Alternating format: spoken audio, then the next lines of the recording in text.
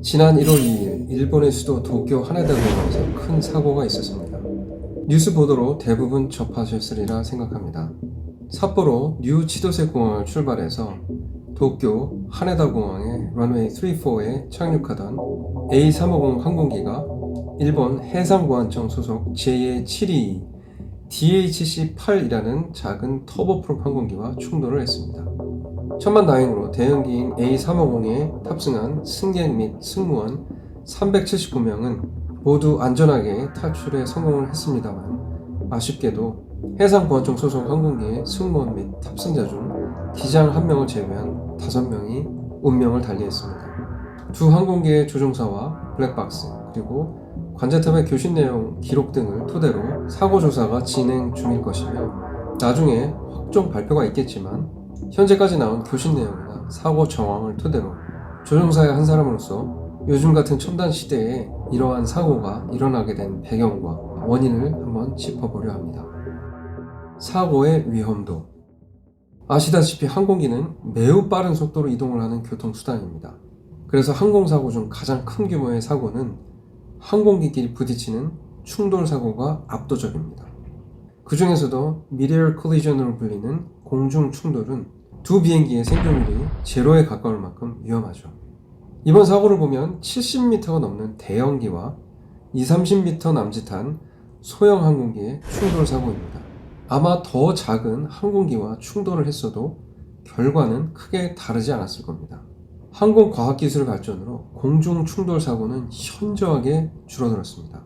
현재 모든 민항기는 티카스라고 불리는 공중 충돌 방지 장치 장착이 의무화되어 두 비행기가 근접 비행을 하게 되면 비행기에 장착된 장비들이 서로 정보를 주고받아 안전하게 회피할 수 있도록 각각의 조종사에게 상승 및 강하를 지시하게 됩니다. 심지어 A380이나 350과 같은 첨단 항공기는 조종사의 개입 없이 비행기 스스로가 받은 정보대로 자동 회피까지 하게 되어 있습니다. 하지만 공중 충돌보다 다소 위험도가 낮은 지상 충돌은 여전히 꽤 많이 발생하고 있습니다. 왜일까요?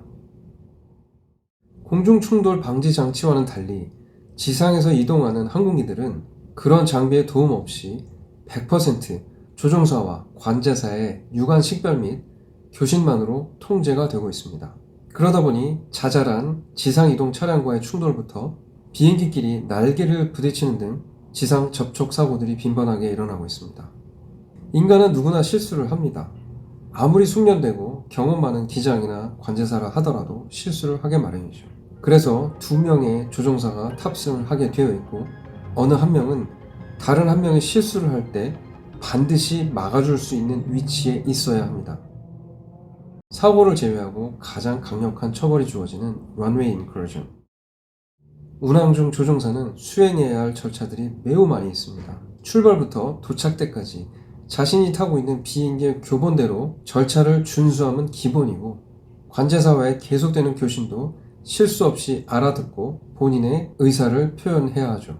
이러한 조종사의 많은 업무 중에 어느 하나라도 잘못되게 되면 경종을 따져서 처벌을 받기도 합니다. 실제 사고가 발생한 케이스를 제외하고 조종사에게 주어지는 가장 강력한 처벌은 바로 활주로 무단 침입이라고 하는 런웨이 인크루전입니다. 바로 이번 사고의 원인으로 예상되는 실수입니다. 이유는 간단합니다. 실수했을 때 위중한 사고로 이어질 확률이 매우 높기 때문입니다. 다른 영상에서 언급을 한 적도 있지만, 활주로는 비행기가 시속 300km 근처의 속도로 달려서 뜨고 내리는 곳입니다. 그런 무시무시한 속도의 비행기는 아무리 작은 물체와 충돌을 한다 해도 그 충격이 어마어마할 것입니다. 왜 A350 항공기는 고라운드를 하지 않았을까? 이번 사고는 야간에 발생을 했습니다. 하네다 공항에 동일한 34 라이트로 접근할 때 조종사에게 보여지는 활주로가 어떤 모습일지 잠시 보여드리도록 하겠습니다. 220, retard. 보실 것처럼 활주로는 야간이나 시정이 좋지 않을 때 운영되는 등화가 많이 있습니다. 활주로 가장자리를 밝혀주는 엣지 라이트, 중앙선을 유도해주는 센터 라인 라이트, 착륙 지점을 알려주는 터치다운 존 라이트 등 많은 등화들이 불빛을 밝힙니다. 비행기가 이륙을 위해서 활주로에 진입할 때는 대부분 활주로 끝단에서 들어가게 됩니다. 하지만 비행기가 작아질수록 굳이 활주로 끝단에서 이륙을 할 필요가 없게 되기도 합니다. 지상 이동 시간을 줄이고 운항 효율을 높이기 위해서 조종사와 관제사는 이륙 성능에 위배되지 않는다면 활주로 끝단이 아닌 곳에서 이륙을 수락하기도 합니다. 이를 인터섹션 테이크업이라고 부르며 소형기에서는 꽤 자주 행해지는 절차입니다. 하지만 이런 인터섹션 테이크업도 대부분 활주로 끝단에 가까운 지점을 선택해서 하게 되죠. 지금 보시는 이것이 하네다 34 라이트 활주로의 끝단입니다. 보통 인터섹션 테이크업을 한다면 조종사는 C3 정도로 예상을 할 겁니다. 하지만 이번 해상보안청 비행기는 작고 가벼워서인지 C4도 아닌 C5를 이용해서 이륙을 시도했습니다. 관제사와 협의가 되었을 것이고 절차상 문제는 전혀 없습니다. 다만 결과론적으로 아쉬운 부분이 눈에 들어와 말씀을 드리려고 합니다. 보시는 대로 이 C5의 위치는 착륙하는 비행기가 지면에 접지하는 소위 터치다운 존이며 이때 대부분의 조종사들은 안전한 착륙 접지가 되도록 활주로 반대 끝단을 주시하며 플레어라고 하는 착륙 조작을 하게 됩니다. 더군다나 야간이고 터치다운 존에 많은 등화에 파묻혀 진입하는 작은 소형기의 불빛을 350 조종사가 인지하고 고어라운드를 하기에는 정말 쉽지 않은 상황이었을 거라 생각이 듭니다. 만일 똑같은 상황이 C5가 아닌 활주로 끝단, 즉 C2에서 발생을 했었더라면 아마 상황은 달랐을지도 모릅니다. 모든 항공기는 착륙을 할 때 활주로의 끝단을 50피트, 그러니까 약 15m 이상의 높이로 통과를 합니다. 이날 일본 해상보안청 소속의 DHH-8 항공기의 최대 높이는 7m 정도밖에 되지 않았습니다. 조종사로서의 아쉬움과 바람. 정말 훌륭한 일본 항공 소속의 승무원들 덕분에 그 많은 승객과 승무원들은 신속하게 항공기를 탈출해서 소중한 생명을 지켜냈습니다.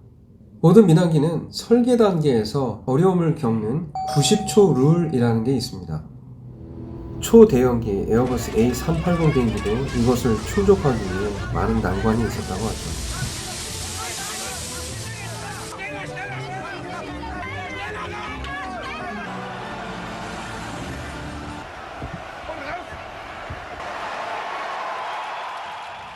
네, 비상시 모든 승객과 승무원이 90초 이내에 모두 탈출을 해야만 하는 규정 때문입니다. 이게 말이 쉽지 승객의 통제가 그리 쉬운 일이 아닙니다. 각자의 소지품을 챙기려는 승객과 먼저 나가려는 그런 아우성이 된 객실 내에서 일사불란하게 순서대로 탈출을 한다는 건 거의 기적에 가깝습니다. 이번 일본 항공편의 승무원과 승객분들 정말 대단한 일을 하신 겁니다. 그런 일이 절대 있어서는 안 되겠지만 여러분도 혹시 같은 경우가 발생했을 때 전문적으로 훈련을 받은 승무원의 지시를 철저히 따라서 여러분과 다른 모든 승객의 소중한 생명을 지켜주시길 반드시 꼭 당부드립니다.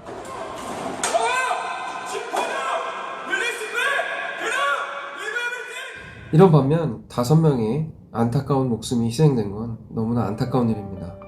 사고 조사에서 누구의 과실인지 정확히 밝혀지겠지만 현재로선 해상보안청 소속 조종사의 과실이 커 보입니다.